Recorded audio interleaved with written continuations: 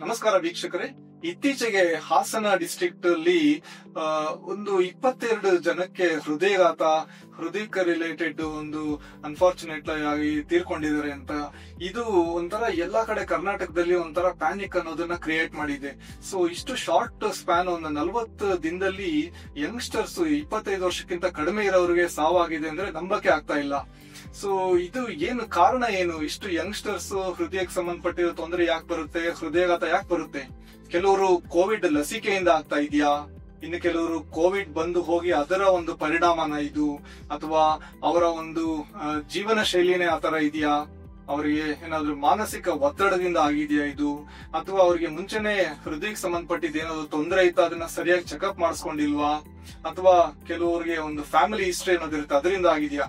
So ಇದಕ್ಕೆಲ್ಲದಕ್ಕೂ answers ನನ್ನ ಒಂದು detail video ಇದೆ, ಅದರ ಲಿಂಕ್ ಇದರಲ್ಲಿ ಶೇರ್ ಮಾಡಿರ್ತೀವಿ.